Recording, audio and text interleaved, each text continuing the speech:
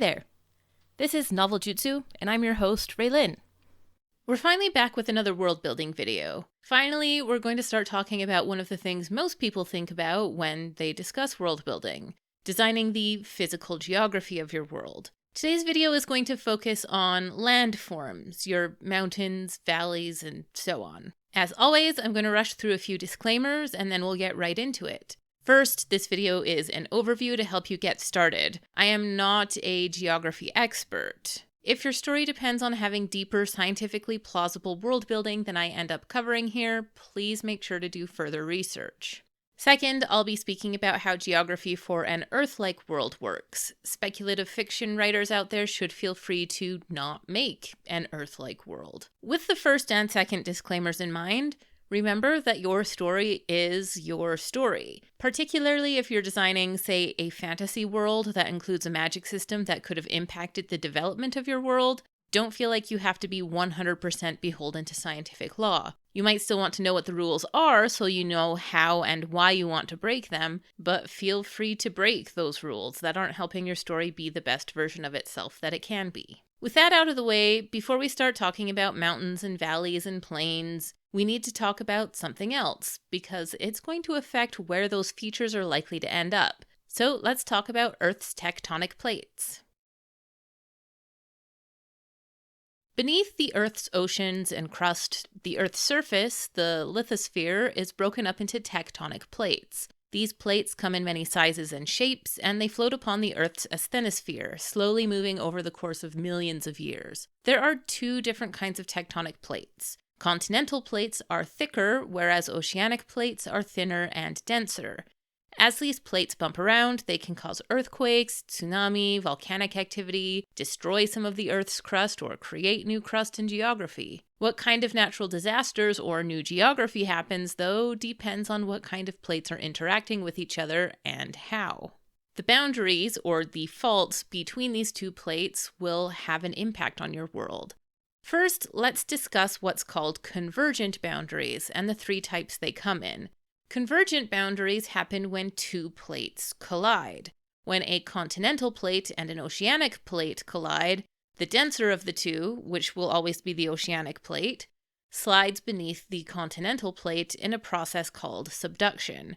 A trench is formed where the continental plate meets the oceanic plate, but the collision can also cause magma to rise through the continental plate.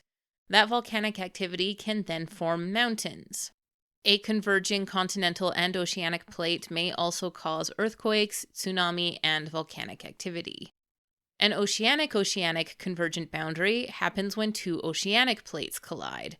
When this happens, the denser of the two oceanic plates, usually the older of the two, subducts below the other.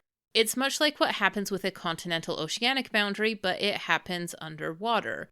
There will be a trench where the two plates connect, and magma can rise through the upper layer of the two plates, creating undersea mountain ranges or volcanic islands when those mountains rise above sea level. When two continental plates collide with each other, things happen a little differently. Neither plate will subduct below the other. Instead, the plates will buckle as they come together, forming mountains along the fault line. Mountains formed in this way are called fold mountains. There will likely be earthquakes. The second kind of boundary is called a divergent boundary, and these happen when two plates pull apart from each other. When two continental plates pull apart from each other, they form a rift valley. Active rifts continue to widen over time. Often, these valleys fill with water and may form a rift lake, but they don't have to. As the two plates pull apart, they may allow magma to rise through the rift and to form volcanoes. Again, basically the same thing happens in oceanic divergent boundaries, but underwater. Rising magma will thin the edges of the plates and push them upward, forming an undersea ridge and new ocean basins. Where these ridges rise above sea level, they form volcanic islands. Lastly, the third type of boundary is called a transform boundary.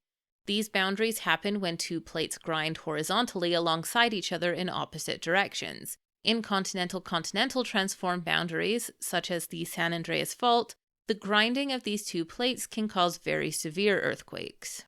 Oceanic transform boundaries are unusual in that they happen to be interspersed with divergent boundaries. This means they will form a zigzag pattern where all the zigs are divergent boundaries and all the zags transform boundaries. Once again, you can expect earthquakes. Those are the three types of boundaries, but because plates have varying shapes and sizes, and because they will interact with more than one other plate at a time, a single plate will have multiple kinds of boundaries as it collides here, pulls apart there, and slides along over there. This will allow you to have some interesting diversity in your geography. So that's the basics of plate tectonics. Is it necessary to design the plates and fault lines in your made-up world? No, many of you won't find it worth your time, and that's okay.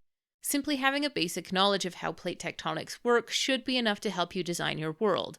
However, if you think designing the plates for your world will help you better envision it, or will help you come up with a more interesting or believable world, here are a few quick tips to help you design your plates. First, make sure your plates come in a variety of sizes. If you aren't interested in designing your whole planet and are focused on a single country or continent, it's simple enough to just design a few plates more or less however you want. However, if you're world building for an entire planet and that planet is globe-shaped, make sure the top of your map lines up with the bottom. Same with the left and right sides. Once you've got the shape and placement of your plates figured out, decide which are oceanic plates and which are continental. If you're going for an Earth-like world that's 2/3 water, you will of course want to make sure that your oceanic plates are covering that much of your map. Next, decide which direction each plate is moving in. This will let you know where the converging, diverging, and transforming boundaries are. You might want to color code these boundaries for easy reference. Now you're ready to decide where to put the continents of your world. There's no hard and fast rule for what shape your continents should be in relation to your tectonic plates. You can see from this map that Earth's continents very roughly tend to follow the shape of the plates they're on, but there's quite a bit of room to get creative. You may find it easier to keep your continents relatively in line with the shape of the plates, but definitely don't feel like you can't get inventive. Now that you've got an idea of where your continents are and the fault lines, you can start deciding where to put your landforms. So let's start with your mountains. We'll get into this more when I make a video on climate, but mountains have an impact on the climate and biomes around them. And that means that they'll have an impact on where pretty much all your other geography is likely to go.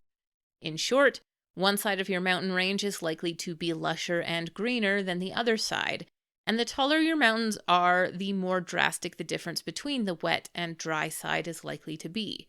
So once you've decided what your continents look like, you're probably going to want to place your mountains first, because that will make it easier to decide where your rivers, valleys, deserts, and so on need to go. In discussing tectonic plates, I already mentioned how mountains form along fault lines and can come in two types: volcanic mountains formed when magma surfaces, and fold mountains formed by the converging of two continental plates. However, there are also two other types of mountains: block mountains and dome mountains.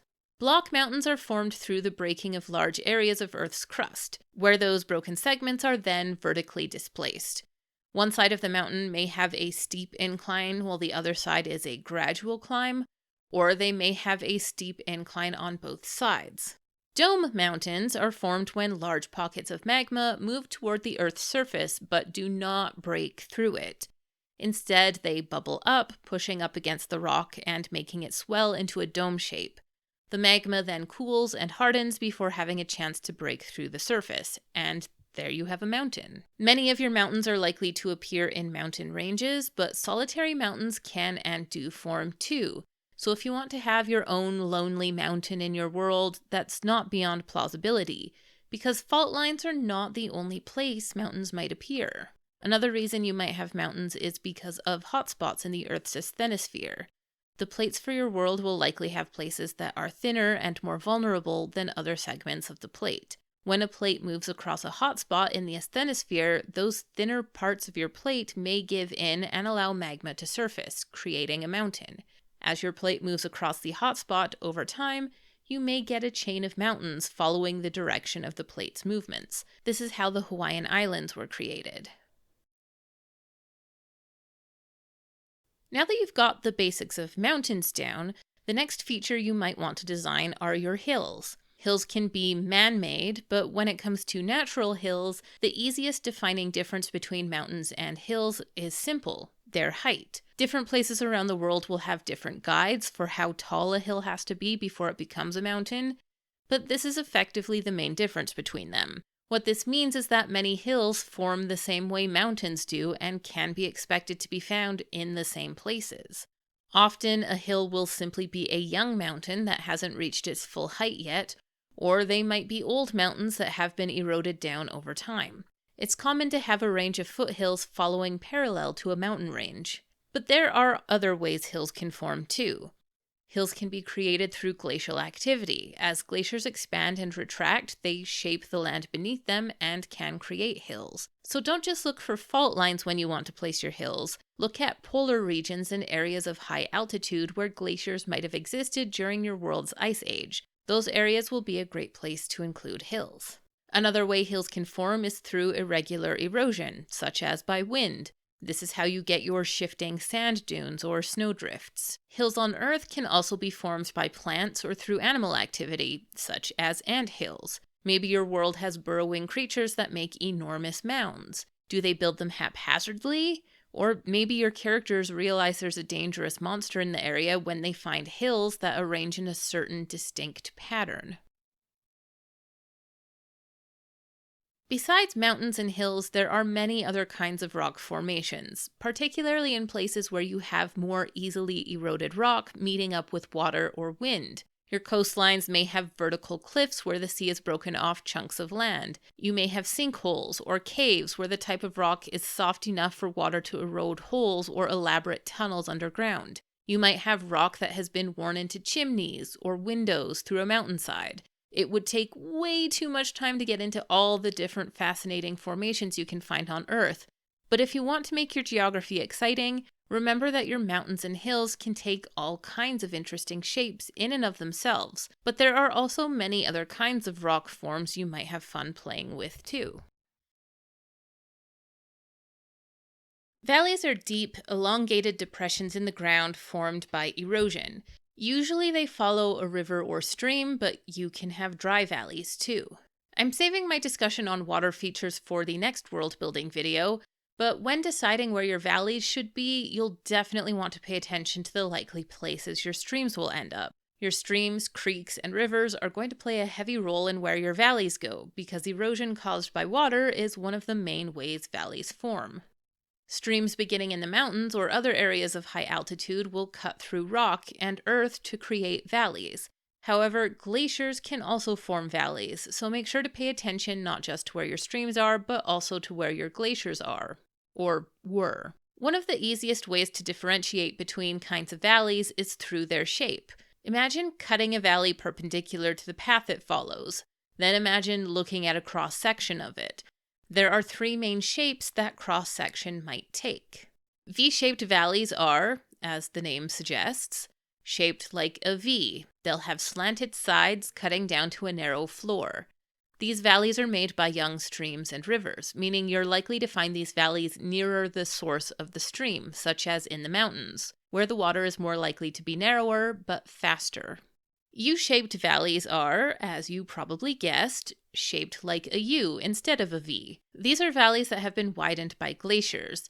They're likely to have pretty steep sides and a rounder bottom. Again, they may still have a stream or river flowing through them.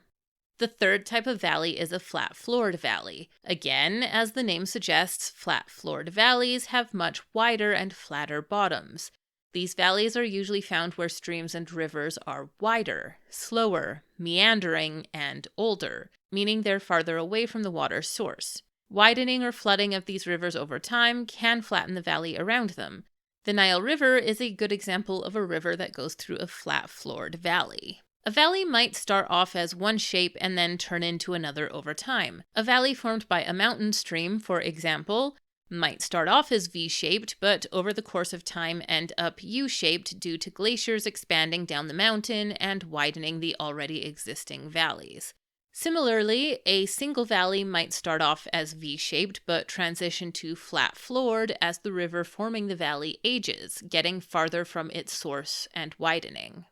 As already mentioned, streams and rivers are common to find at the bottom of a valley, but these streams may dry up, leaving the valley itself dry. Maybe a valley once carried a river, but changing geography upstream rerouted the river and the valley no longer hosts a stream. Or maybe in hotter, drier parts of your world, you have seasonal rivers that flow during cooler, wetter seasons, but evaporate during the hot summer. Or you might have a stream that disappears underground, leaving the valley above. Plains are one of the most common features of Earth's landscapes, covering over 1/3 of all land area. They're an expanse of land with little change in elevation. You may have a hill here or there, or a small thicket of trees, but plains will largely be flat, treeless land. Plains may form in a few ways. Depositional plains are formed because something, maybe a river, a glacier, or a volcanic eruption, left an expanse of sedimentary deposits.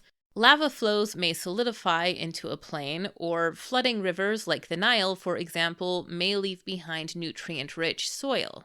Erosional plains are formed by, as you probably guessed, erosion. Water, glaciers, and wind can eventually erode other geographical features into plains by smoothing them out over time. The third main type of plains are structural plains, which were neither formed by sedimentary deposition nor erosion. As common as they are, you can expect to find plains in several places. A plain may form at the bottom of a wide, flat-floored valley. You can find coastal plains that may stretch from the ocean and slowly incline toward other geographical features, such as hills or mountains. And you can also find plains at higher elevations, such as with a plateau. Another thing to consider, especially once you start designing races or cultures for your world, is that many kinds of plains, as long as they aren't also desert wastelands or frozen landscapes, are likely to be important places of agriculture.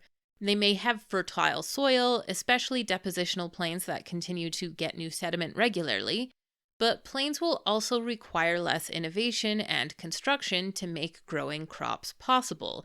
And many plains also have an abundance of grasses, which will help in feeding livestock, depending on what kind of livestock the people in your world have.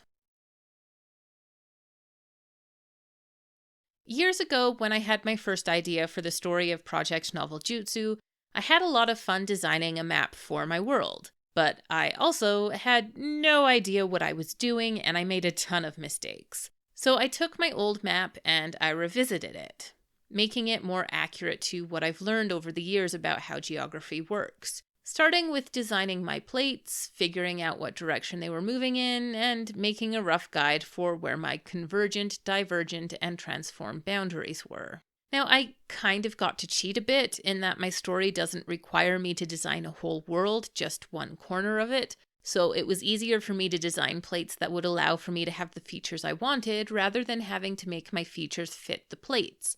That said, my new map does look different from my old one. My story has a lot of travel in it, and I knew that I wanted to have diverse geography with mountains, hills, plains, lakes, ocean, and maybe even volcanoes. And now that I've fixed up my old map to make sense, this is the end result. We've got some mountains here that formed by the collision of this plate and one off the boundary of the map, some volcanic islands to the south, and coastal plains. You might notice that this area still looks pretty empty. And that's just because I'm holding off on putting in my valleys and some other features for a future video about world building your water features. For now, I think this is a good start that will give me a lot of room to have some fun with my character's journey. What do you think? Your challenge for this video is to make a map of geographical features. You can decide to make a map for a whole world if you like, but if not, then I suggest at least making a map for a single continent to get in some practice. You can do this for a story you're working on, or you can simply do it for that practice. But for the sake of this exercise, even if you never adopt this as your usual world building process, this time start right from figuring out where your tectonic plates are. If you're a speculative writer and you want to, you can try making 2 maps. Make sure the first one follows the same rules as Earth's geography, and then, if you have a magic system or strange burrowing sci-fi creature in mind, you can make a second map where your geography will be affected by those speculative elements. And that's it. Have fun! That brings us to the end of the video. What's your favorite geographical feature to set a story at? Most of my stories end up taking place on plains, but one of my favorite settings to write was a book that I set in a vast cavern system. I had a lot of fun figuring out how a civilization would survive underground. If you found this video interesting or helpful, please consider subscribing, sharing, you know the drill. Links to all my social media are in the description box, and I'll see you next time.